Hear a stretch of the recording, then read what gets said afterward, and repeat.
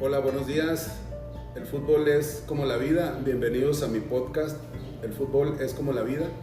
Soy ingeniero industrial de profesión. Tengo un diplomado en administración y decisiones financieras, entre otros varios de mejora continua.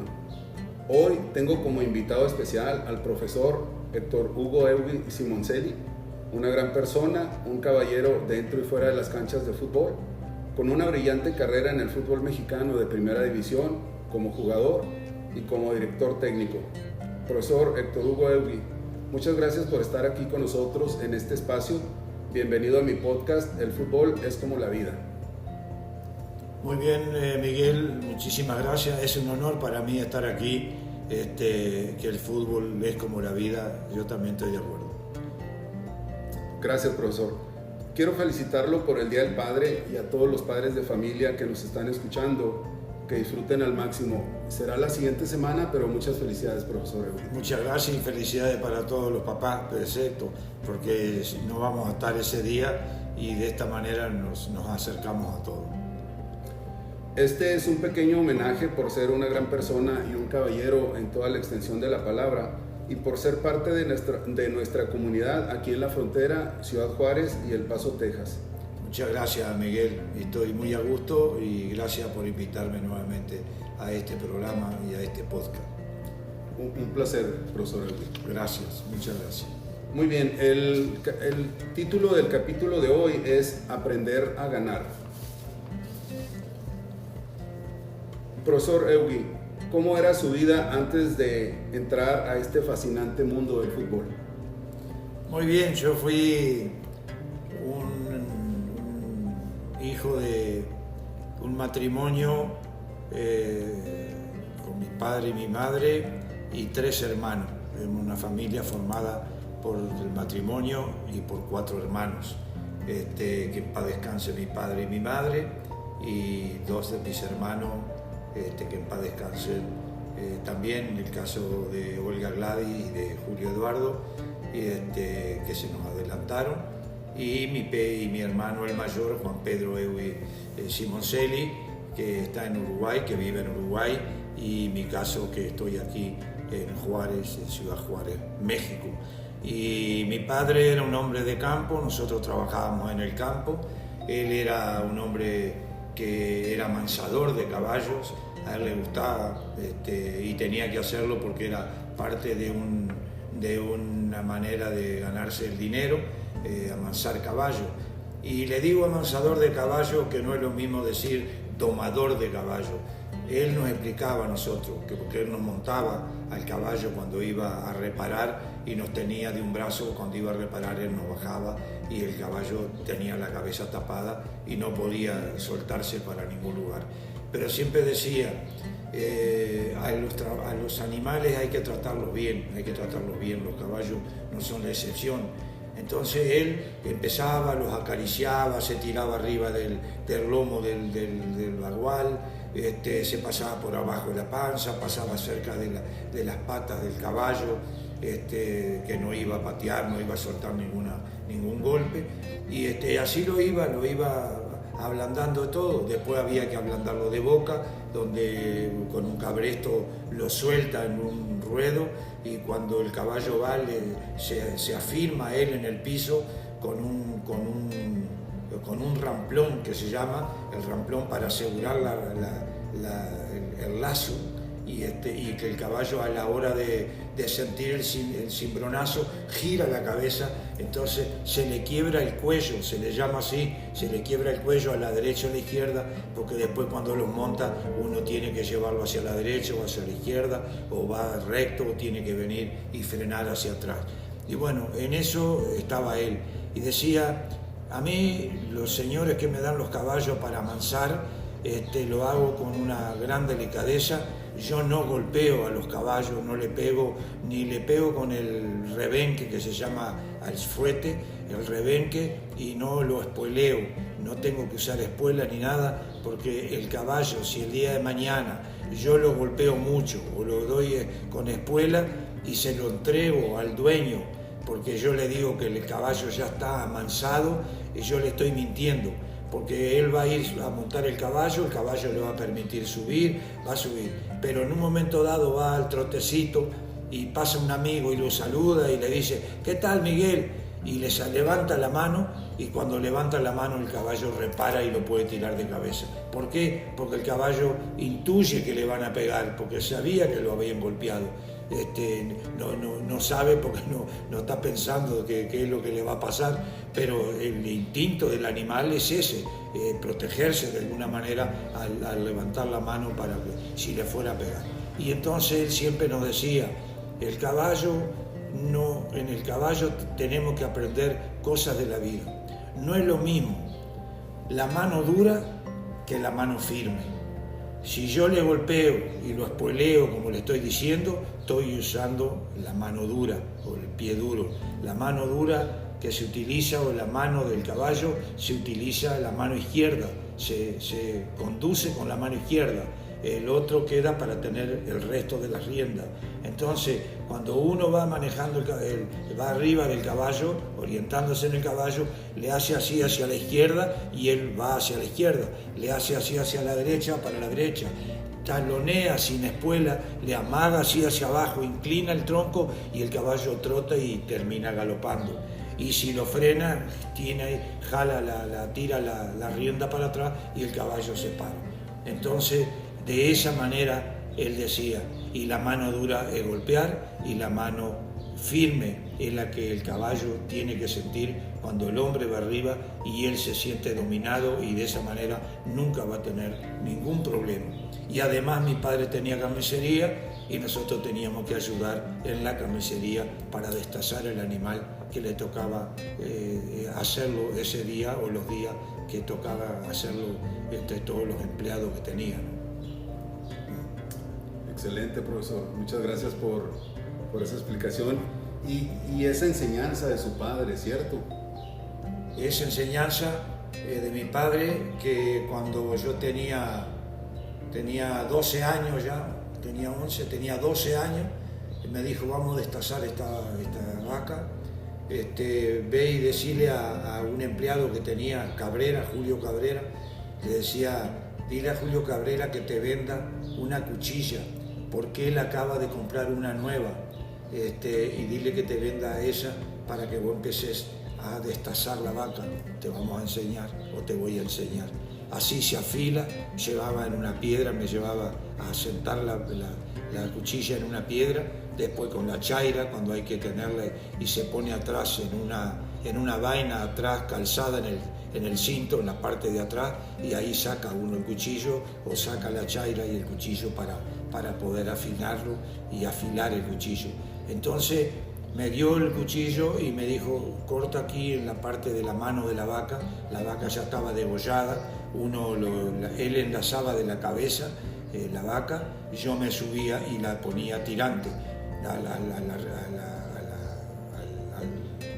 la rienda, y tenía también el lazo tirante, porque atrás había uno de los empleados, había enlazado la pata. Entonces la vaca queda en 3 patas, y una que está atada y la cabeza por el caballo que está de frente. Por eso siempre se dice, tiene la misma culpa el que mata a la vaca con que el que le ata la pata. Entonces mi padre se bajaba del caballo, yo montaba el caballo, lo tenía que tener tirante de la cabeza, porque él tenía que ir y degollar de parado. Con una cuchilla degollaba, la vaca desangra hasta que cae en el piso, y ya hay que dejar que desangre totalmente, y después se empieza a destazar cuando la vaca ya ha muerto. Entonces empecé a trabajar con la mano, y estaba así destazando, se me zafó mi cuchilla, la que me había regalado el señor Julio Cabrera, y me corté esta cicatriz que tengo aquí, ¿ves? Aquí abajo la tengo hasta el día de hoy, porque me zafó y me sangraba el pie, y yo no decía nada porque me habían dicho que me estaban enseñando, y hasta que en un ratito vino papá con un pañuelo y me dijo, atate aquí que está sangrando ahí. Pero no me dijo andate para las casas ni nada, seguimos trabajando y así fuimos aprendiendo a destazar los animales. Correcto, gracias, profesor. Entonces, su vida antes del fútbol era de trabajo. era de trabajo, pero teníamos permitido el salir ayudábamos a papá, decía, bueno, vayan a buscar también, tenía puercos, decía, vayan a buscar leña para hervir el cocimiento de los puercos, de los chanchos, se dice allá, para los chanchos. Entonces esos chanchos comían carne hervida o de lo que se destazaba de la vaca, se lo comían, se le daba a los chanchos.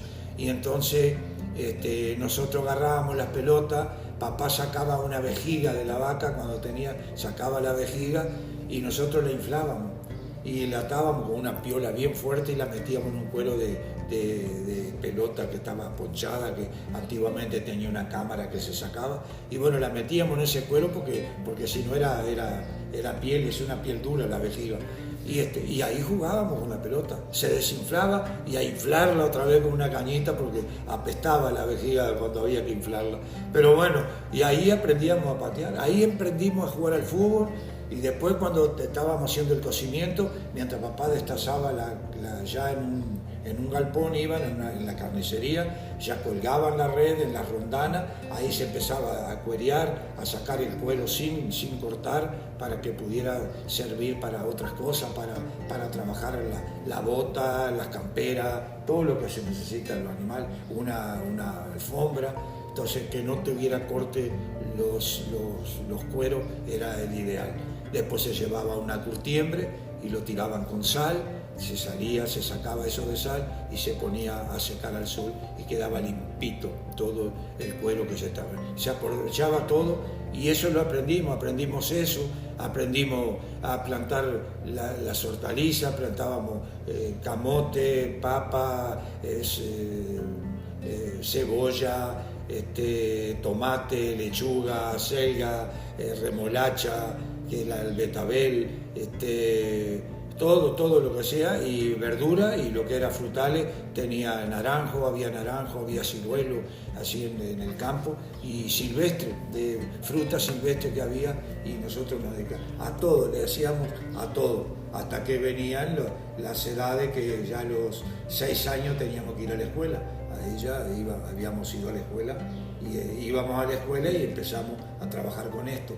Y a los 11 años, que fue antes de ir a aprender a carnear, me acuerdo que yo me iba a Mercedes, era la ciudad de Mercedes, nosotros vivíamos en un pueblo que se llama Bequeló, existe el paraje Bequeló.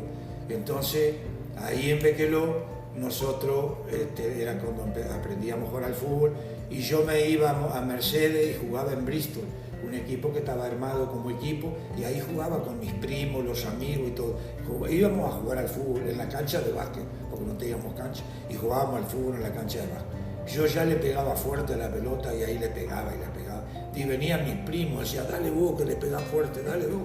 Y yo le daba como estaba, y ahí seguí hasta que después que ya llegué al Bequeló, hay un equipo que se forma, Unión también, el Unión de Bequeló, y ya también ahí jugaba en Unión de Bequeló y jugaba en Bristol, entrenaba en Bristol, ya cuando ya estaba en la secundaria. Yo salía de secundaria en las tardes y me iba a jugar a la cancha de Bristol.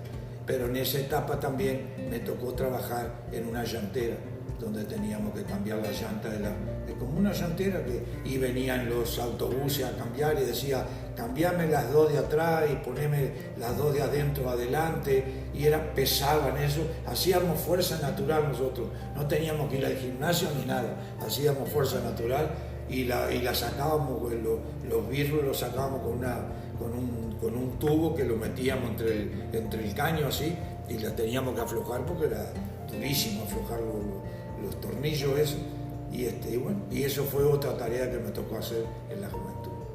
Gracias, profesor. Entonces usted empieza jugando pues donde usted vivía con sus primos. Seguro, amateur, todo amateur. Todo amateur, y luego siguió en la secundaria. ¿Y por qué el fútbol, profe? Porque donde nosotros vivíamos no había otra cosa. Bueno, en Uruguay no hay otra cosa que no sea fútbol. Después apareció el básquet y todo lo que hay, el ciclismo y todo. Ciclismo había, se corría. El ciclismo, voy a hacer una anécdota del ciclismo. Y entonces jugábamos fútbol porque era lo que todo el mundo jugaba. Y yo era zurdo, y me gustaba jugar de número 10, yo jugaba de 10, y ahí me paraba en la cancha, iba y ahí me metía y jugaba. Ahí vino ya la época de Bristol, en Bristol jugué a los 12, jugué a los 13, jugué a los 14 y jugué a los 15. A los 14, que todavía no estaba, ya estaba en Bristol, pero teníamos que jugar en la cancha de Unión, teníamos que trabajar en la mañana armando la cancha de fútbol. Teníamos que poner la portería, estaban las porterías en el campo, era un campo silvestre, con el pasto cortado, donde pastaban los animales. Entonces se ponía la red, íbamos todos los que íbamos a jugar, que éramos de locales, y poníamos la red. Y vino un primo mío que me veía que yo andaba todo el día en la bicicleta y me dice, a ver, te corro una carrera en bicicleta. Te corro, le dije yo. Y él agarró la bicicleta y si estamos hablando de la cancha a lo largo así, él salió por la parte de abajo donde está la línea de banda. Él ahí arrancó y yo arranqué por el medio, iban por el medio. Nosotros habíamos puesto la red del otro lado y nosotros y yo, ensimismado en mi carrera, me olvidé de la red. Y cuando entro al área chica, miro así y digo, oh, y me tapé así la cabeza, pasé la red, el arco se cimbraba para todos lados, no se rompió la portería, porque si no, no hubiéramos jugado, no hubiéramos tenido portería, el cimbraba, pero partí la red al medio, que se ve porque estaba podrida, si no me hubiera descalabrado. No me descalabré totalmente, pero me fracturé la clavícula. Mi hermano todavía me quería pegar, ¿quién sos vos para andar corriendo? Y no, bueno, se enojaba, bueno, o sea, y me fracturé la clavícula y ya no pude jugar ese día. Y ya en Bristol debuté a los 15 años en el fútbol amateur para jugar un campeonato. A los 15 años tuvieron que ir a pedirle permiso a mi mamá si le permitía que fuera a jugar para que no me fuera a pasar algo y que no estaba autorizado. Y vinieron otros tíos, y vienen primos, y vienen los que se hacen de directivos también. Y bueno, don Juan Torreglosa era el que me iba a buscar en un auto para llevarme a la cancha de un estadio, Luis Coster, que existe en el Uruguay, en mi ciudad, en la ciudad de Mercedes, departamento de Soriano, ahí está. De ahí nosotros nos mudamos a Mercedes después del Bequerón. Bueno, y teníamos que jugar y me dieron permiso. Y jugamos y ganamos el campeonato 4-2 y me tocó aún con 15 años que jugábamos con gente que tenía 20, 22, 24, 25 años. Jugábamos todos nosotros y volvemos a los primos y todos los que eran primos lejanos, primos cercanos, amigos del barrio, todos jugábamos en ese equipo Unión y ganamos el primer campeonato también. Esas son las cosas maravillosas que me tocó vivir en el fútbol amateur también. Gracias, profe, gracias por esas experiencias. Y luego, ¿cómo se da el brinco al profesionalismo, profe? ¿Cuál es el proceso que...? Muy bien, yo sigo en Bristol a los 15 años, a los 16 años, a los 17 años estaba jugando, a los 17 años estábamos jugando ya en el equipo de la primera división de Bristol. Pero la primera división de Bristol éramos nosotros, los 16 años y eso, pero con las oportunidades que jugaban los mayores, como digo. Jugaba Walter Simoncelli, yo tenía 17 y Walter era 27 y 4, 21 años.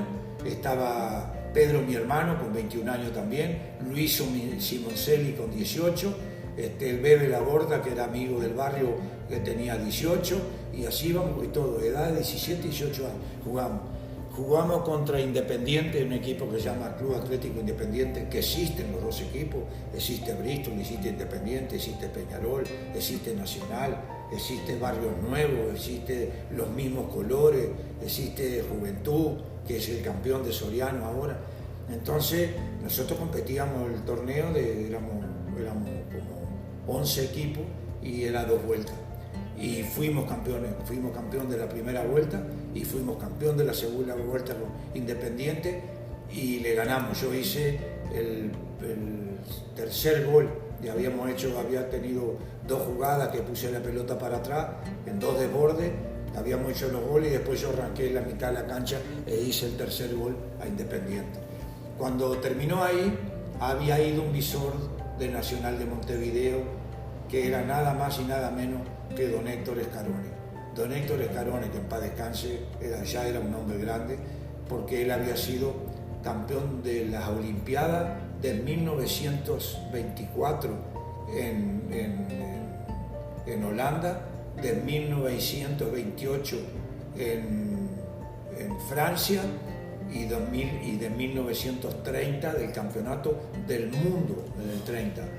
No llegó, ya era grande, no llegó a jugar el campeonato del mundo del 50, que fue también, pero supuestamente ahora los dos equipos de Olimpiada del 24 y el 28, la FIFA determinó que para aquella época eran campeonatos mundiales. Así que Uruguay tiene 4 campeonatos del mundo. Así como los brasileños tienen 5 o 6, Uruguay tiene 4 campeonatos del mundo. Y bueno, me viene a ver, iba a hablar con mi mamá, don Héctor Escarone, el mago le decían, jugador, jugó en el Barcelona de España, don Héctor Escarone.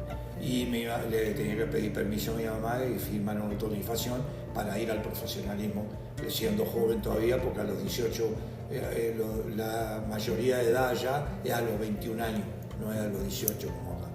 Bueno, la cuestión que yo voy a los 16, 17, me fui a los 18, a los 19 años. Cuando terminamos el de Independiente de los 18, yo me fui a Nacional de Montevideo en el año 67. Yo me fui en el 67, que yo tenía, en el 66, que tenía 19 años. Y me llevó Nacional. Ahí entrené en el año, en Nacional jugaba en la segunda división, en la reserva, que era un campeonato, competencia que se jugaba con todos los que íbamos a subir a primera división después, profesional. Ahí ya me pagaron en Nacional de Montevideo, cobraba en aquella época 14.000 pesos, me acuerdo, era un dineral para esa época, y entonces jugamos ese torneo y me debutaron en el 60 y me debutan en el 67, en mayo del 67, con 20 años debuté en Nacional jugando contra el Club Atlético Cerro de Montevideo, jugando en la cancha de ellos que estaba en el Cerro, un lugar que es un cerro muy histórico, porque se llama la ciudad Montevideo, porque cuando entraron los portugueses, que fueron los primeros que invadieron el Uruguay, y después los uruguayos los corrieron en la época de la independencia del Uruguay, cuando venían los portugueses, vienen entrando al cerro, ellos venían por el Atlántico, venían por el Río de la Plata, pero venían entrando por el Atlántico, en la desembocadura del Río de la Plata, van en el Atlántico, y ellos vienen el portugués, y el portugués dice: Montevideo, yo veo un monte, Montevideo, y ahí queda Montevideo, por eso se llama el Cerro de Montevideo, y la capital se llama Montevideo. Ahí aparece la historia de Uruguay, después ya se libera Uruguay, corren a los portugueses, se van los portugueses, terminan yéndose a Brasil, donde les correspondía. Después hubo otra batalla que fue con los argentinos, que se peleó, la batalla del Río de la Plata, y también salieron victoriosos. Y bueno, y se fueron haciendo, nosotros frente también a la esencia que teníamos de la raza que teníamos de los indios charrúa. El indio charrúa era el que habitaba la zona del Uruguay y era nómada, era guerrero, no le gustaba trabajar, pero era luchador. Y bueno, y de ahí sale el pelear, por eso cuando sale lo de la garra charrúa es por eso. Es decir, la garra charrúa viene inmersa en nuestras raíces del Uruguay. Después los exterminaron a los charrúas, y los exterminó Fructuoso Rivera, mal como todo, como se supone que también le arrancaron la cabeza a los indios en Estados Unidos con el Coster, ¿no? Pero bueno, son cosas y son historias que no me tocó verla, ni saberla si es verdad o no. La de Artigas pues la tenemos en el estudio de nuestra historia también. De ahí ya empecé el profesionalismo, jugué en Nacional, fuimos campeones con Nacional en el 67, jugamos Copa Libertadores, me fui el 68 a Defensor Sporting a préstamo, para regresar a Nacional de nuevo, un préstamo porque había que hacer un intercambio con uno de experiencia, el Pepe Sacía, que venía de Defensor para jugar la Copa Libertadores del 68, y nosotros éramos más jóvenes y nos mandaban a un equipo de primera. El Defensor es un buen equipo, y me voy a Defensor. Termino con Defensor y regreso a Nacional. Ahí con Nacional, me debuta en Nacional don Roberto Escarone. Don Roberto Escarone, que me debutó a mí, fue un jugador que jugó acá en el Atlante de México y jugó en León, y después se hizo técnico de León, vino a dirigir al León, y cuando estaba en Nacional, él era el director técnico nacional y él fue el que me debutó. Me acuerdo cuando alguien me pregunta, ¿y qué te enseñaban los técnicos? ¿Qué te decían los técnicos antes? Y bueno, el técnico, hablando de otra cosa, como decía el capítulo de aprender a ganar, si había que aprender a ganar, yo creo que aprendí, porque el día que hizo la charla técnica dijo, Botija se le dice al chamaco, Botija, mirá, vas a debutar hoy. Si no te va bien, te vas a ir para tu pueblo, para Mercedes, y no vengas más. Ese fue el estímulo que me dio, la moral que me dio. Menos mal que me fue bien. Ganamos en Cerro, ganamos 2-1, un partido que perdíamos 1-0, ganamos 2-1, después le ganaba Rampla 2-0 en el Estadio Centenario, y ahí ya seguí yo, Eso ya fue en el 67. Ya el 68 a Defensor, regreso, y viene Alfredo Cecé Moreira, era el técnico de Nacional, que había sido el entrenador de la selección mundialista de Brasil en el 66 en Inglaterra. Ahí estaba don Alfredo Cecé Moreira. Él fue el que me ratificó en Nacional cuando yo llegué de regreso de Defensor, y jugamos el torneo, fuimos campeones en el 69. En el 70 Nacional me transfiere al equipo de Cerro de Montevideo. Juego en el equipo Cerro de Montevideo, terminamos tercero en el torneo, que era importante para ir a la Copa Sudamericana, y después de eso paso de Cerro, paso a Argentino Junior en el año 71.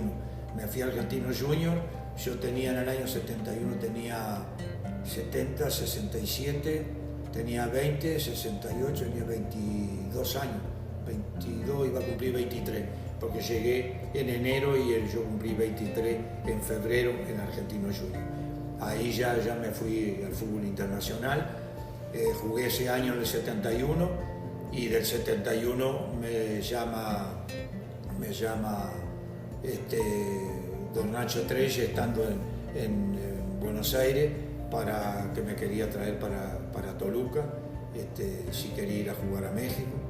Le dije que sí, que tenía la intención de jugar en México, porque era la tercera vez que no había podido llegar, porque había estado en las eliminatorias olímpicas y no pudimos calificar, y fuimos a la eliminatoria del 70 y no me trajeron, y ya tenía la tercera opción. Y le cuento algo de don Héctor Escarone. Me acuerdo que cuando yo fui yo le dije que jugaba de 10, me dijo, ¿de qué jugás? Me dijo, juego de 10. Me dijo, mira, el Nacional tenés al Cabeza Ollarvide, tenés al Tornillo Viera, tenés al Pájaro Curia, un argentino, que juegan de 10. A mí me parece que tenés que ir a jugar de puntero izquierdo, porque ahí está solo Julio César Morales, vos tenés que competirle a él, vos tenés que ir ahí. Dice, porque te voy a decir algo, en el mundo hay dos cosas que no existen: democracia y puntero izquierdo, me dijo. Así que jugaba de puntero izquierdo. Y bueno, y cuando vino don Nacho Treyes, que me fue a ver a Argentina, me dice, ¿jugás en otra posición? Le dije, no, yo solo juego de puntero izquierdo. Así fue. Excelente, profe. Aprendió la lección rápido. Aprendí rápido, yo sabía que tenía... Después jugué de 10, en Toluca me tocó jugar partido de 10, me tocó jugar en alguna de puntero derecho cuando se lastimaba a alguien. Yo practiqué mucho la pierna derecha, la practiqué en Nacional. Ya cuando fui al profesionalismo practiqué bastante, pero el golpeo mío siempre iba a ser la pierna izquierda, que le pegaba. Me sentía bien, le pegaba bien, aprendí bien a pegarle con el empeine superior y jamás fallé. Un golpeo puerta abierta, diríamos, o cercana a la puerta, normalmente era mortífero para definir y me sentía bien, Excelente, profe. Profe, entonces usted brinca al profesionalismo y luego va a la selección olímpica y también estuvo en la selección nacional de Uruguay. En el año 70, en la preselección, tuve calificar, entrenamos y jugamos la eliminatoria. Calificó Uruguay, había que ganarle, creo que se eliminaba con Ecuador y le ganaron a Ecuador y íbamos al veníamos al Mundial de México. La Olimpiada que no calificamos era la Olimpiada de México, 68, y la del Mundial era el 70. Bueno, y nos dejaron a 4 jugadores que éramos los más jóvenes que teníamos en el 70, en ese momento tenía 17, tenía 22 años antes de irme a hacerlo. Bueno, ahí me quedé, no pude venir al Mundial, pero entrené con todos los cracks, entrené con todos los que jugaron el Mundial. Jugué con Mazurkiewicz, con el Roberto Matosa, con Julio Montero Castillo, con Pedro Virgilio Rocha, con el Pocho Cortés, con Luis Cubilla, con el Cascarilla Morales, con Juan Martín Mujica, con Carlitos Paz, que era también defensa central y estaba en la selección. Esos eran los experimentados, grandes jugadores y que tuvieron la fortuna y el gran trabajo que hicieron en el Mundial del 70 de haber sido cuartos en el Mundial. Sí. Excelente. ¿Y qué sensaciones tuvo usted en esos momentos, profe? Especialmente en la selección nacional de Uruguay que iba a venir a México 70. Sí, yo lógicamente que primero uno me sentí frustrado de saber que no iba a venir. Menos mal que fuimos 4, que pobre también a ellos le tocó. Uno fue Rubén Techera, que también después vino a México al Atlético Español. El otro fue Sergio Silva, que se vino antes y jugó en el Toluca, fue figura en el Toluca y después en el Tampico Madero. Y el otro era el Loco Aguilera, que al final él se quedó jugando en Sudamérica, en el equipo de Sudamérica, que se llama así, y no pudo venir, nos dejaron a nosotros. Y trajeron algunos que no habían jugado durante todo el torneo, y nosotros habíamos jugado el torneo. Y bueno, me había sentido mal y eso, pero dije, no, yo no dije que venía el fútbol. Es más, cuando yo terminé en secundaria en Mercedes, voy a contar cuando terminé en Mercedes, yo en las noches yo me iba a estudiar teneduría de libro en forma particular con gente que daba particular, y éramos como 8 o 9 alumnos que tenía un maestro, Rostán, no olvido los nombres de ellos, Rostán, Eber Rostán, y entonces nos daba clase de teneduría de libro, que era para llevar el inventario, el menor y el mayor, para poder atender cualquier negocio, para llevar los impuestos y las compras y ventas. Y teníamos una tía que ahora ya falleció, prima hermana de mi mamá, que tenían una farmacia, la farmacia Fernández Genolet, que existe, la farmacia Fernández Genolet en Uruguay todavía, son de primos y siguen siendo los primos, son Rosita Ubillo. Mi mamá era Simoncelli Gramática y Rosita Ubillo era Ubillo Gramática, eran primas hermanas por el Gramática. Bueno, entonces va y yo me recibo de teneduría de libro y me dice, mamá, vamos a ir a hablar con Rosita, con mi prima. Bueno, estábamos ahí y le dice, en un momento dado, le dice, yo tenía 17 años, 18 años tenía, 18 también. 17 porque 18 vino el mago, tenía 18 años. Y dice, no, porque vengo, que Héctor terminó de hacer teneduría de libro, él puede llevarte los libros acá en la farmacia. Y mi tía lo llevaba a ella, llevaba cosas y ella estaba bien, no tenía problema, económicamente estaba muy bien.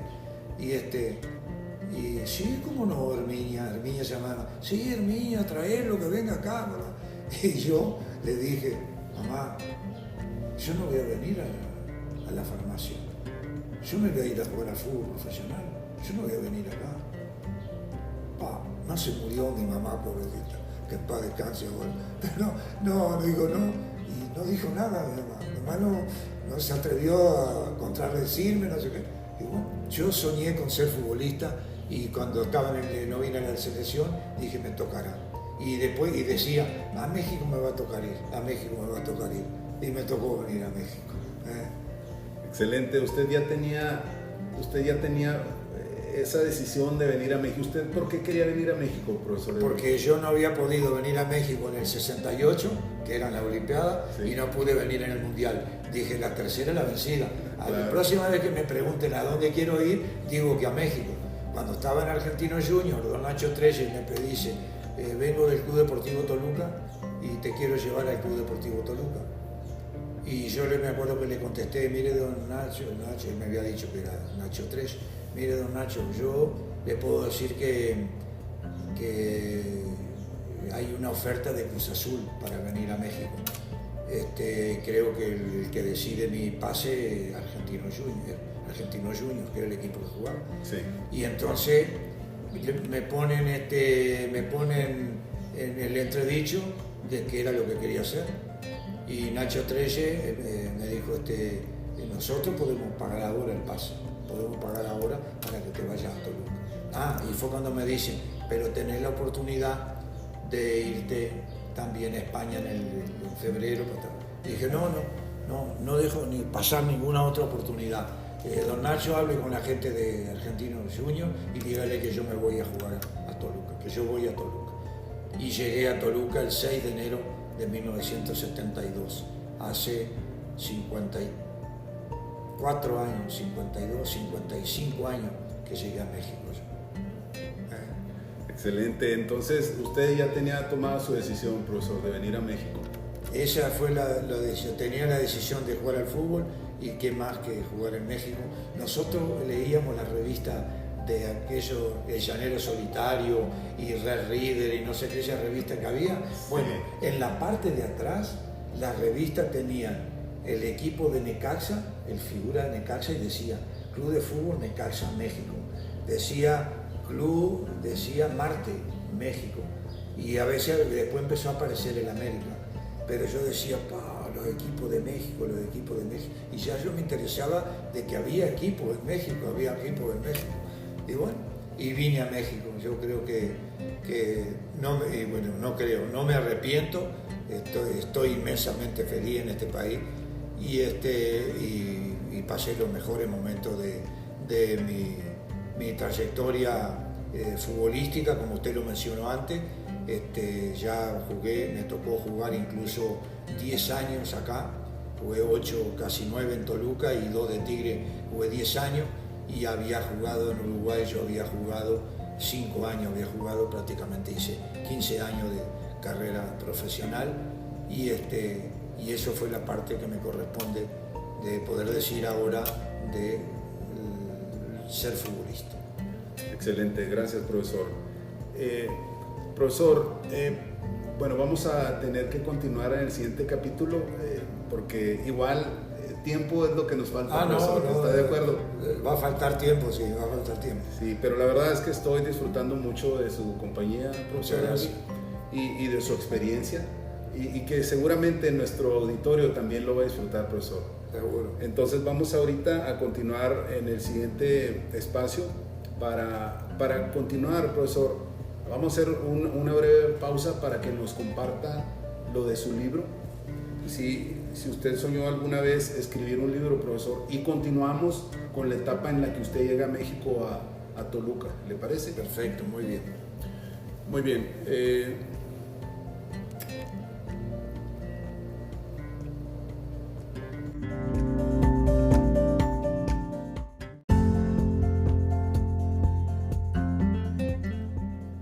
Muy bien, profesor Eugui. Entonces, cuéntenos acerca de la experiencia que tuvo a nivel internacional, profesor, por favor. Muy bien.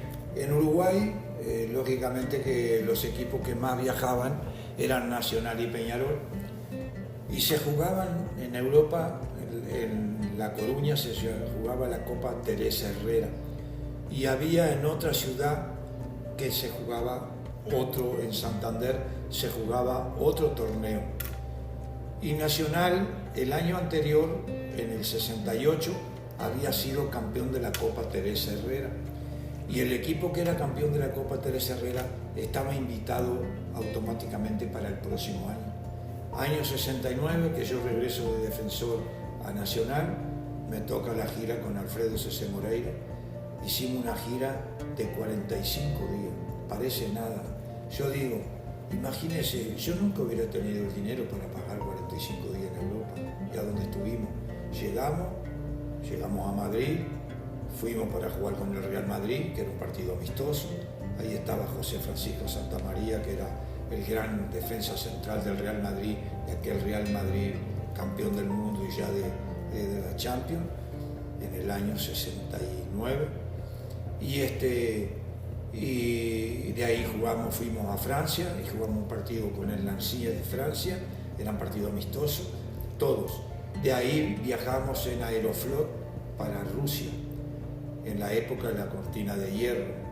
Ahí jugamos con el Dinamo de Moscú, el Estrella Roja de Belgrado y el Estrella Roja de Moscú. Y jugamos con el equipo Dinamo de Tbilisi en Ucrania, donde hoy hay conflicto. Pero a esos lugares me tocó llegar.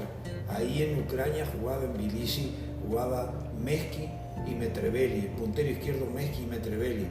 Se tenían por la ley de su país que ya se habían recibido ellos de ingeniero, les obligaban a estudiar, se habían recibido de ingeniero y tenían que irse a trabajar y dejar el fútbol con 32 años. Chao, ustedes ahora a trabajar para el país. Bueno, estábamos ahí, jugamos contra ellos, nos ganaron 12. Era impresionante Mesky lo que jugaba, nos ganaron 12. Después nos fuimos a Alemania Oriental y fuimos a jugar y jugamos en Berlín, atrás del muro de Berlín. Jugamos en Berlín, jugamos en Rostov, jugamos en Karl Marx y a todos jugamos con todos esos equipos, fuimos jugando. Y jugamos en Yugoslavia, jugamos en Mostar, jugamos en otra ciudad que era la ciudad donde todo el mundo veraneaba, ahora no me voy a acordar, pero me acuerdo en Mostar, era la ciudad de Tito, el famoso mariscal Tito de la época de Alemania Oriental. Y bueno, ¿qué nos servía a nosotros, Miguel? A nosotros nos servía de cultura. Cuando fuimos a Francia, lo primero que bajamos nos decían, no dejen de ir a los museos que hay acá, al Museo del Louvre, a todo, hay que ir. Sí, tienen que ir al Lido de París, tienen que conocer. Y tal, que hay que ver el Arco de Triunfo, y que hay que ir a tal otro museo, ¿no? Entonces, y ir también lo que había la historia. En Moscú, entramos en Moscú, en la Plaza Roja, donde estaba Lenin embalsamado, y lo tuvimos que pasar caminando, sí, lo vimos embalsamado a Lenin, y ahí donde estaba toda la historia de los zares. Uno ve las armas, Miguel, que había ahí, pero las armas que utilizaban, las espadas estaban más altas que usted. Yo digo, lo que serían esos hombres, no, empuñaduras inmensas, tienen que haber sido hombres de arriba de 2 metros. No, las espadas y los chalecos que pesaban como acero, cosas hechas de acero. Esa era la protección. Bueno, increíble, impresionante. Y bueno, y uno decía, qué barbaridad, ¿no? Lo que uno viene a aprender, todo eso. Termina esa gira, pero después hay otra que también es por Europa, pero con un equipo mexicano también que también sorprende, y porque uno va creciendo cada día más culturalmente. A nosotros nos sirvió para aprender a hablar en los micrófonos cuando nos entrevistan, que hay que mirar al micrófono, que no hay que estar volteando para otro lado mientras se habla, que no se tiene que tomar el micrófono lo tiene que tener el que lo tiene que conducir, porque si uno le agarra el micrófono al que conduce, ya no lo deja hablar, puede decir cualquier cosa en un micrófono. Bueno, él tiene que conservarlo en su mano. Pero en esos países fuimos a Checoslovaquia. En Checoslovaquia le ganamos 3-0 a la Estrella Roja de Checoslovaquia. Le ganamos 3-0. Checoslovaquia, Praga, una ciudad hermosísima. hermosísima. Ahí tenían todo cosas, vestigios para vender de cristal tenía un nombre, o cristal de oro, tenían de todo lo que se podía, y mucho juguetería para niños y todo. Y bueno, en Alemania Oriental nos permitieron cruzar de Alemania Oriental a la Occidental para ir a comprar los zapatos Adidas, porque en Alemania Oriental no había zapatos Adidas. Tuvimos que ir allá con un permiso y otra vez nos checaron para regresar a Alemania Oriental y ahí seguimos y estuvimos. Pero fue una gira extraordinaria. 45 días estuvimos fuera del país. En el mes de julio, estábamos durmiendo en la Plaza Roja, en un hotel, y me acuerdo que sentíamos voces, muchas voces, caminando, voces acá. Y había luz, estaba el sol, y era la noche más corta. Era 24 de julio, la noche más corta. Entonces nos habíamos acostado a las 11 y a las 2 de la mañana estábamos despiertos. Le decía al Cacho Blanco, que era mi compañero, mirá la cortina, hay luz acá, ¿qué hay acá? Hay luz. La noche más corta, ¿no? Entonces, todas esas cosas uno va aprendiendo todo, y ilustran, los viajes ilustran. Claro, y aparte, bueno, la riqueza que usted adquiere, profesor, al estar en contacto con personas de otra cultura, de otros países, y conocer su historia es algo realmente, es riqueza, profesor. ¿Está de acuerdo? Es riqueza. Con todos hablábamos. Nosotros buscábamos poder hablar, y de hablar con uno, hablar con otro. Y nos encontrábamos con paisanos, nos encontrábamos con españoles, encontraba uno con gente y podía hablar y explicaban y nos ayudaban y todo. Y bueno, y tuvimos eso, y después ya la llegada a México, después del Mundial del 70, la llegada a México al Club Deportivo Toluca. Correcto.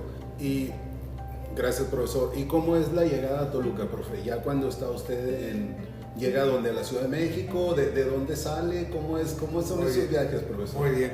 Cuando yo salgo, yo estaba en Uruguay, tenía que volar de Uruguay yo estaba jugando en Argentino Juniors, pero estábamos de vacaciones porque era en enero. Salgo de Uruguay, viajo en la mañana y llego a Ezeiza, en Argentina. Ahí tomábamos el vuelo en Ezeiza como a las 5 de la tarde y se hacían, creo que eran 12 horas de vuelo hacíamos de Argentina. Vinimos creo que en Aerolíneas Argentina vinimos, sí, Aerolíneas Argentina. Vinimos y llegamos acá, salimos a las 5 de la tarde, no salimos a las 5 de la tarde, salimos a las 11 de la mañana, habíamos salido a la mañana en Uruguay, salimos a las 11 de la mañana y llegamos a las 8 de la noche de México, un jueves. Era jueves 6 de enero. Ese día estaba jugando en el Estadio Azteca, el avión pasó por arriba del Estadio Azteca, estaba jugando el América con Puma. Me acuerdo que aterrizamos y bajamos. Y veníamos de compañero en el vuelo con Alberto Lijitus Gómez, que fue jugador de Cruz Azul después, y había llegado antes, un mes antes. Se había venido, antes de que yo saliera, se había venido el Gato Marín para Cruz Azul, que en paz descanse, y habíamos jugado en contra con el Hijitus Gómez, jugamos en contra en Rosario Central cuando jugué en Argentino, también jugué contra Peruzzi, que después jugó en el Torreón, yo jugué contra él, y con el Gato Marín nos tocó mucho partido entre Toluca y Cruz Azul, el Estadio Azteca y en la Bombonera. Y bueno, y ahí vine a Toluca, bajé y me acuerdo que vienen a buscar al Hijitus Gómez, lo viene a buscar la gente de Cruz Azul. Y los señores de Cruz Azul, no voy a olvidar, era un señor Gastón López, era. Y el señor Gastón López me dijo, mire, aquí está don Pablito, es un chofer que mandaron de Toluca, nosotros lo vamos a subir con él, porque según me decía don Nacho Trelle, que usted era nuestro. Dijo, usted era nuestro, usted venía a Cruz Azul, usted lo había hablado a Cruz Azul, porque don Guillermo Álvarez Macía, el papá de Billy, el papá de su hermano,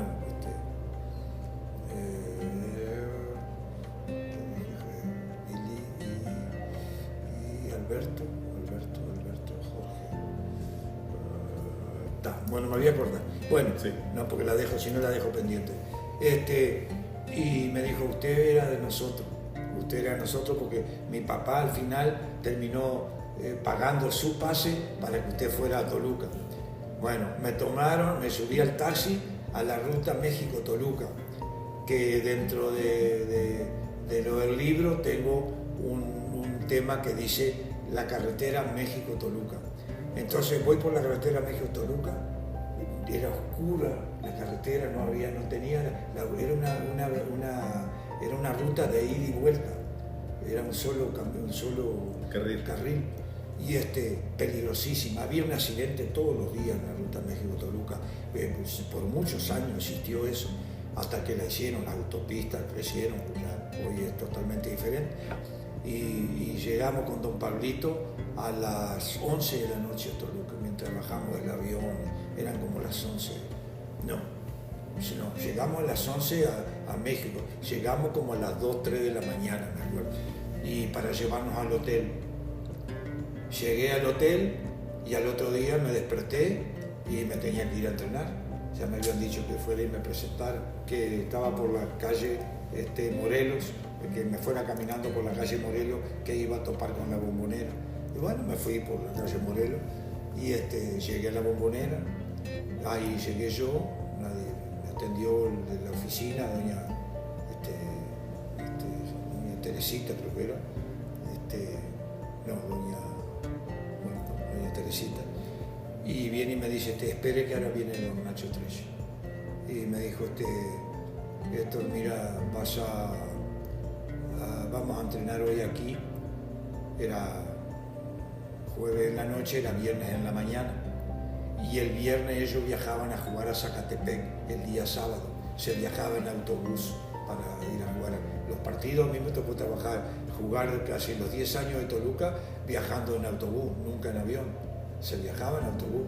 Hacíamos a Monterrey 12 horas y hacíamos 8 a Guadalajara y hacíamos a Morelia por la Mil Cumbres, hacíamos un mundo, nos mareábamos todos. Impresionante. Bueno, pero era otra historia. Y llego y me dice, te vas a quedar a trabajar acá, ten cuidado con lo de la altura, te vas a sentir mal, te vas a marear, vas a hacer un poco de trabajo nada más con don José Vela Palos y nosotros nos vamos a Zacatepec. Viajo a Toluca, trabajé el viernes, trabajé el sábado, el domingo jugaron ellos, jugaban domingo, jugaron el domingo, perdieron 1-0 y vinieron el lunes y ya don Nacho me dijo que empezara a entrenar ya otra vez con el plantel, y pues ya habían pasado 10 días, que más o menos es lo prudencial para adaptarse a la altura, y de 12 días, igual quedaba secuela, y entrené toda la semana y debuté contra el Pachuca en el segundo tiempo de ese mes de enero. Si yo llegué el 6 era el viernes 7 y 8, 15, el 17 de enero debuté contra Pachuca en la Bombonera y perdimos 2-1. Iba perdiendo Toluca 1-0 cuando yo entré, hice una jugada, le tiré el centro a José Emilio Mitrovic, hizo el gol de cabeza, nos pusimos 1-1 y después en el segundo tiempo nos hizo un gol de último minuto Rafael Borja, hermano de Enrique Borja, que jugaba en el Puebla, y nos ganaron 2-1.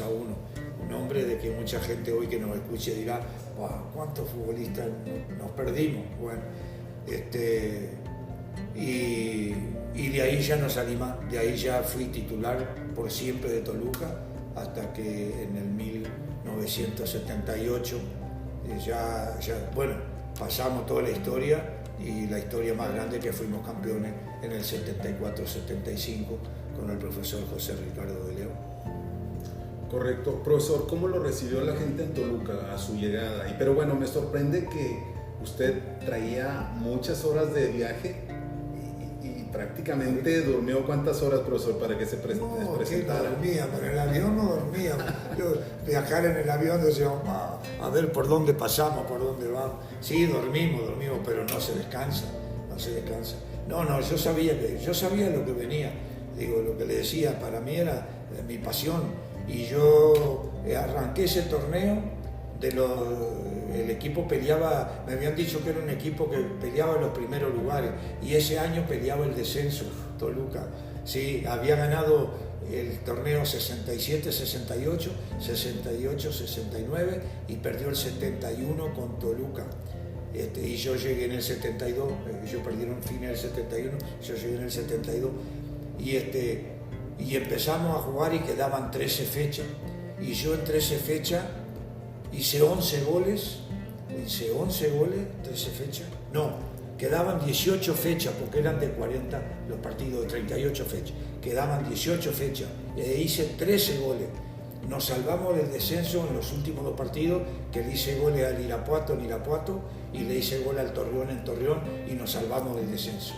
Y ya vino el otro torneo después, el 73, 72-73, 73-74 y 74-75, que fue del campeonato. Y ahí fuimos campeones con el profesor José Ricardo León. Correcto. Pero la gente, profe, ¿cómo lo recibía? ¿Cómo lo recibió al principio? Y luego la afición, profesor. Bueno, desde el primer día, para mejor, yo tuve la fortuna de haber debutado en el segundo tiempo, hice la jugada del gol y había pegado un tiro en el poste, una que pateó pesado, así le pegó en el poste, y se paraba el estadio, la gente se paraba, vio que había algo ahí, y jugábamos el miércoles de visita en Pumas, ese era un domingo, y jugamos de visita en Pumas, fuimos a jugar a Pumas y perdíamos 1-0, y hizo gol Eduardo Ramos, pusimos 1-1, después yo hice el 2-1, hice otro gol en CU, y hice 2-1, al final ellos nos empataron. Me acuerdo que ahí en el segundo tiempo yo entré ahogado, y me acuerdo que me dio una pastilla abajo de la lengua, me la dio el médico Vargas, Adalberto Vargas, y me dijo, tomate la pastilla, no es nada esto no es droga ni nada, esto es para la palpitación del corazón, tenés que cuidarte. Y terminé el partido, igual terminé hasta ahí, me dijo, vas a terminar.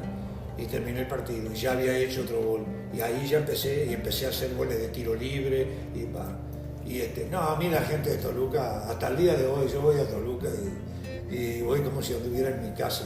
Me trataron de maravilla, siempre, los colores, por eso mis equipos siempre son de color rojo, los equipos que yo sigo son todos de color rojo. Excelente, profesor. Profesor, el equipo campeón, ¿a quién le recuerda así? Bueno, yo sé que usted tiene una mente impresionante, una memoria, profesor. ¿Quiénes son los integrantes de ese equipo que fue campeón, profesor? ¿Y con quiénes se hallaba más en la cancha? Yo recuerdo algunos jugadores, pero no quiero igual omitir alguno o decir una mentira. No, mire, yo llegué a Toluca, y en el primer torneo, que no fuimos campeones, en el primer torneo que jugué, que llegué ahí, ya para el campeonato no estaban estos jugadores que yo les voy a mencionar. Sí. Excelentes jugadores, porque cuando yo estaba en la selección uruguaya, en la preselección que estábamos, se hizo un partido amistoso en Uruguay, y México le ganó a Uruguay 2-0 en el Estadio Centenario. Yo estaba de suplente ese día. Fuimos a comer el Forti Macalé, un lugar que unas parrilladas se comen, y ahí iba Luis Regueiro, La Calaca González, Pepe Bantolrá, Albino Morales, Roberto Silva. Bueno, esos eran los que con eso me tocó jugar. Sí. Me tocó jugar con él, me tocó jugar con el chino Zavala, me tocó con Israel Pulido, me tocó con Moisés Figueroa, me tocó con Aurelio Hernández, con todos esos jugadores. Y bueno, viene la del 74-75, pero ya ellos se habían ido, se habían retirado. Y en la del 74-75 teníamos de arquero a Walter Gacire, que vino ese año. Teníamos a Roberto Matosa, que tenía 35 años, y el profesor de León dijo que trajeran de San Luis que lo quería y le dijeron que cómo era posible con 35 años.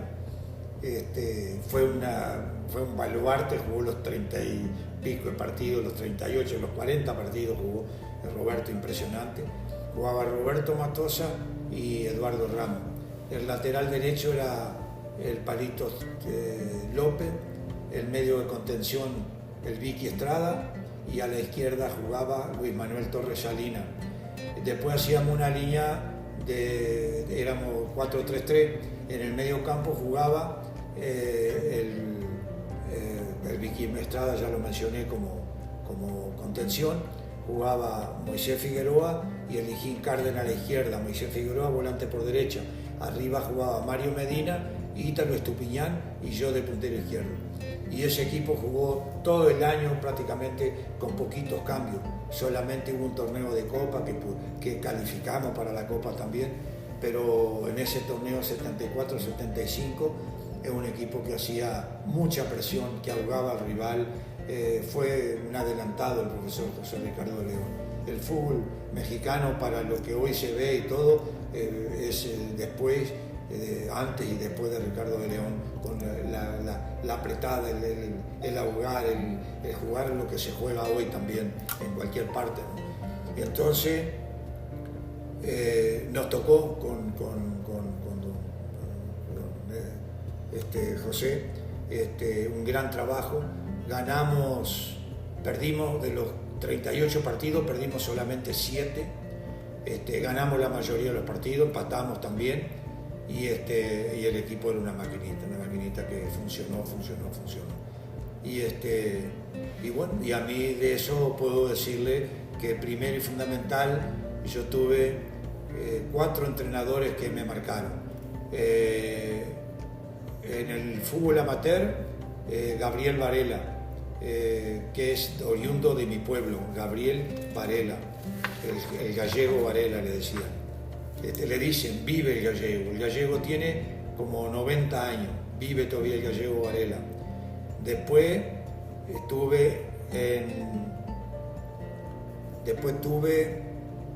en Nacional a Alfredo CC, con doble Z, CC como mosquita, CC Moreira, era su apellido, era Alfredo CC Moreira, y su hermano Aimoré, fueron los de la selección brasilera, pero en Nacional estaba don Alfredo CC. Él, después Ángel Amadeo Labruna, el ídolo más grande de River en Argentina y un jugador extraordinario, jugador de la máquina de River, aquella máquina que tenía, creo que era, tenía Ferreira, estaba Ferreira, después estaba Moreno, no, estaba centro delantero de aquella de River era Di Stéfano, Labruna y Lustó. Y Labruna, otro gran técnico de Argentino Junior, y el profesor José Ricardo de León. ¿Qué los caracterizaba a ellos?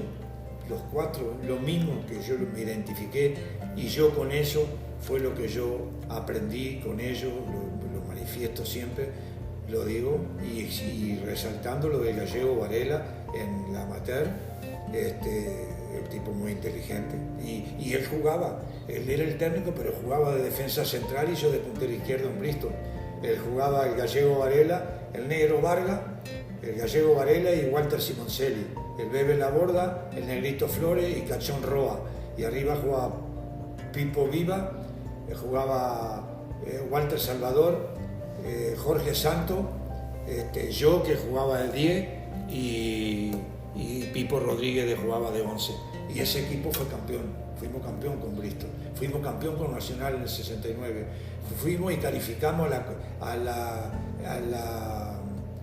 calificamos en el torneo metropolitano y en el torneo nacional con Argentinos Juniors, histórico para él. Ahí conmigo jugaba José Peckerman, con José Peckerman jugué yo, y muy amigos fuimos, y somos amigos. Y lo vi, lo saludé y nos confrontamos acá cuando él dirigía Toluca, con José. Y bueno, y lo recuerdo perfectamente a esos entrenadores, y el caso que dije de León, por la gran paciencia que tenía. Paciencia, paciente, no se desesperaban por nada, tenían siempre la palabra en el momento justo, y eso el que no lo vivió, el que no lo palpó, no aprendió nada, porque uno va aprendiendo. Yo aprendí, como dije, de la gira, aprendí de los grandes jugadores profesionales que yo tuve, porque puedo decir que el Nacional, cuando llegué a Nacional de Montevideo, en la primera etapa, llegué y estaba Roberto Sosa, Emilio Cococho Álvarez, estaba Cococho, Emilio, el Flaco Manicera, Jorge Manicera, estaba el Piola Chincuregui, Julio Montero Castillo, jugaba Juan Martín Mujica, arriba jugaba Luis Cubilla, jugaba Víctor Espárrago, Hildo Maneiro, Celio Tabeira Filo y yo o Cascarilla Morales. Todos esos habían ido al Campeonato del Mundo del 66, todos. Y yo decía, bueno, con eso. Y cuando vine a Toluca, todos habían jugado el Mundial del 70. Pepe Bantorrá, Herrereiro, la Calaquita que le hizo el gol a Italia. Decía, todos eran acá, Albino Morales, todos los que estaban. Entonces yo vine a Toluca también con una generación y ellos me enseñaban, me decían, mirá, uruguayos, acá tenés que hacer esto, mirá que acá es así, ojo con la gente acá, ojo con esto, ojo la noche, o no salga acá, ojo que la directiva acá es muy exigente, todo, mandaban y decían todo. Vicente Pereda, extraordinario. Entonces me preguntó de los que más me llevé, con Vicente Pereda, me llevé muy bien con Elijín Cárdenas, con Walter Gassiri, con el Ítalo Estupiñán. Bueno, yo me llevaba con todo porque siempre a todo, y tenía la oportunidad que a los más jovencitos, donde puedo mencionar a Arturo López, a Luis Manuel Torres Salinas, al Pelón Velázquez, a Mario Medina, aquí está Arturo, ya lo mencioné, a esos 4 o 5, Mario Medina, Elijín Cárdenas lo mencioné, todos ellos iban a mi casa cuando iban a firmar contrato porque no sabían qué iban a pedir ni qué le iban a decir a los directivos. Y yo lo primero que les decía siempre era, pónganse un traje, ustedes vayan de traje. Yo iba a firmar a Toluca o a Argentinos Juniors, yo iba de traje. Yo iba de traje porque siempre mi padre decía, cuando había que ir a algún lugar teníamos traje pero de pantalón corto, con corbata y todo. Mi papá los domingos, si iba a algún lugar que tenía que ir a visitar familia y todo, iba a caballo, porque era su vehículo, iba a caballo con una chaqueta, bombacha, que son las bombachas de montar, las botas, corbata y el sombrero. Y decía, hay que dar buena presencia, no importa si la camisa no es de marca y tiene los cuellos dados vuelta porque los dieron vuelta porque con el roce se rompía el cuello, pero que esté limpita y cosidita, no más, porque las viejas nuestras siempre atendían todo eso y nos atendían toda la ropa, la verdad, cosa que uno ha dejado de ver definitivamente y todo. Pero esa presencia, le decía, ¿por qué? Y me decían a mí los directivos de Toluca, ¿por qué venís de traje? Y bueno, para mí esto es un honor, es una fiesta, para mí esto significa mucho para mí, acá, esto significa mucho para mí. Claro. Entonces, y de caso, como decía papá, de paso, si te encontrás con alguno que no lo hacen, de alguna manera lo intimidas también, porque le haces ver que a lo mejor eres más que él. Entonces se vistieron, ellos iban de traje y le decían, estás igual que eu y vos, le decían a ellos, y ellos se reían, no decían nada. No, vinimos porque estábamos aquí, queríamos firmar el contrato, y le firmaban y arreglaban los contratos y todo. Entonces los grandes nos enseñaron a nosotros que éramos los mayores en esa época, le enseñamos a ellos. Y ahora como técnico, las veces que lo hice, siempre traté de ayudar a todos los que he podido, lo he hecho y lo hago y lo seguiré haciendo. Gracias, profesor. Qué importante, profesor, cuando usted está joven, que los mayores que tienen mayor experiencia le vayan enseñando el camino, le digan cosas que uno no sabe, que usted no sabía, ¿cierto? Claro. Porque en el fútbol, como en la vida, no lo sabe uno todo. Sí. Porque cuando uno está empezando en el camino, como usted que está empezando ya siendo profesional y que tuvo una carrera meteórica, Seguro. ¿verdad? Entonces hay cosas que no escritas, hay leyes no escritas, hay comportamientos, leyes no escritas, actitudes que los experimentados sí saben y que le compartieron a usted, y eso tiene un gran valor, ¿cierto, Sí. profesor? Y tuve en Toluca un encontronazo con don Nemesio Díez, don Valentín Díez Morodo, el actual presidente y dueño de Toluca. Mi respeto, un hombre maravilloso que también se ha portado muy bien, y a mí me tratan muy bien, pero don Nemesio estaba. Cuando yo llegué, cuando iban como 8 partidos, yo sentí un desgarre en el posterior y jugábamos al otro fin de semana con el América, y me desgarré antes, el partido antes. Y el técnico que tenía, no lo voy a mencionar, por eso digo los tipos de paciencia, el técnico que teníamos le pasó el mensaje a don Nemesio, que dice que yo no quería jugar el clásico.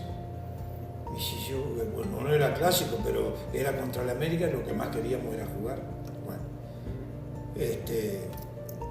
y suena el teléfono como estaba entrenando y me llaman.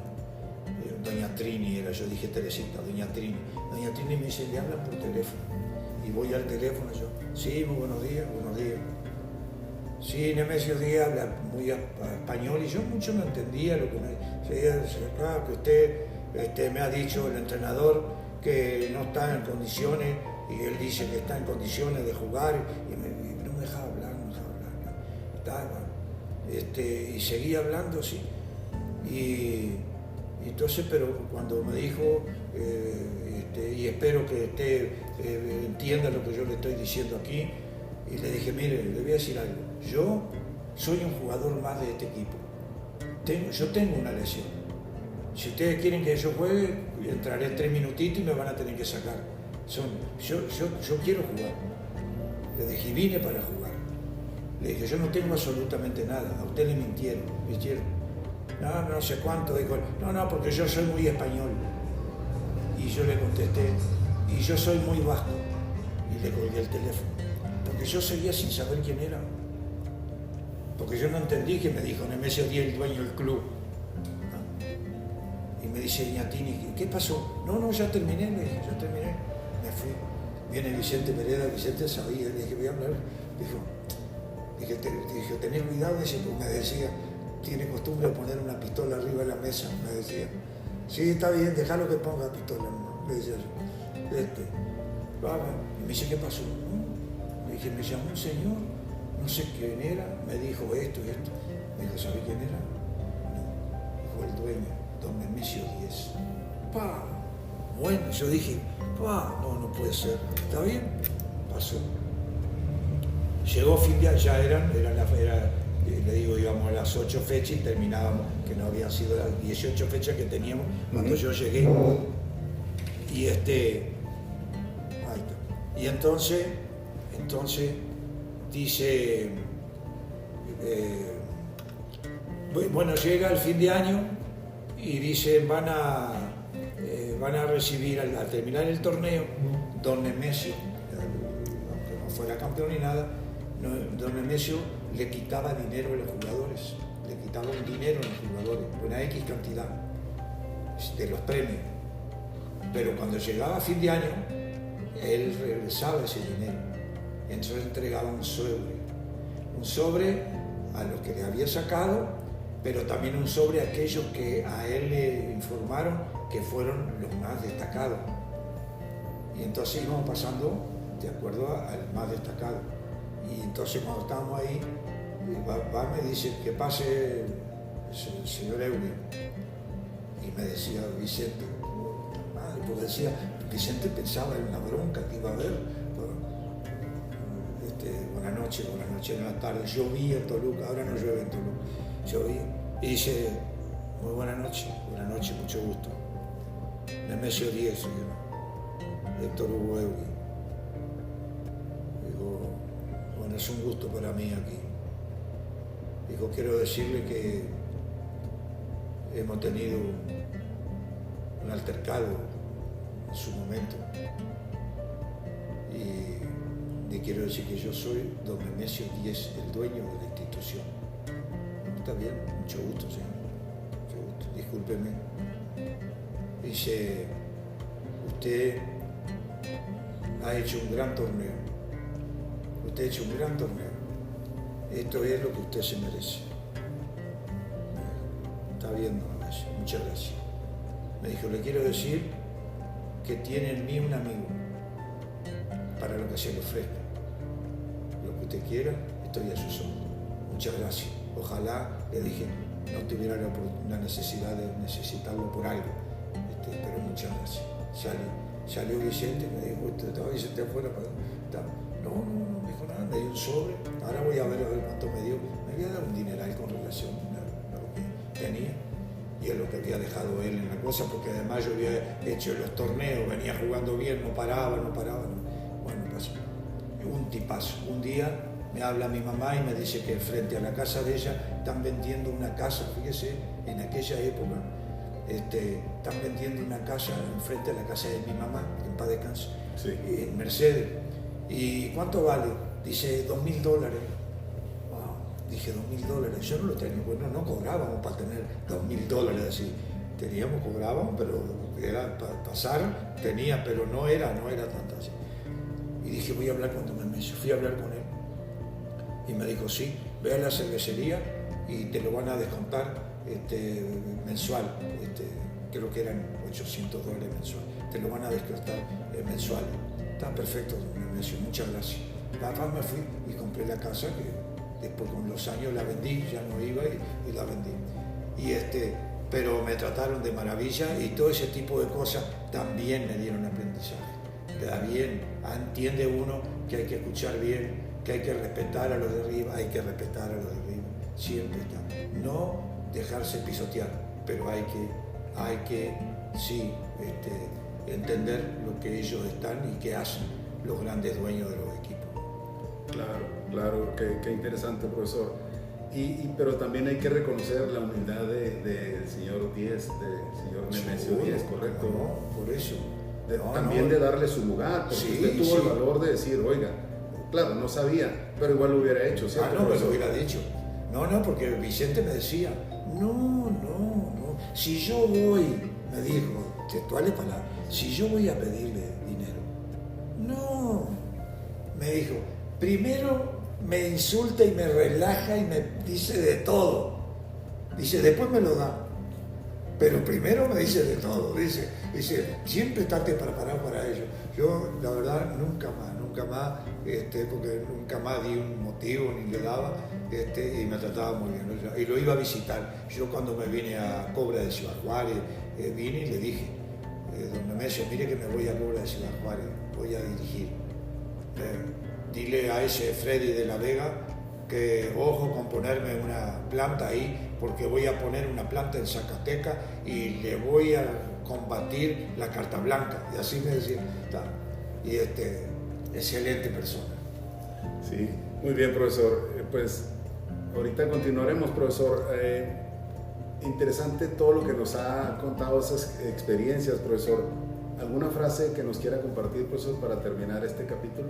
Este capítulo va con solo se llega más rápido, juntos se llega más lejos. Gracias, profesor. Gracias a usted.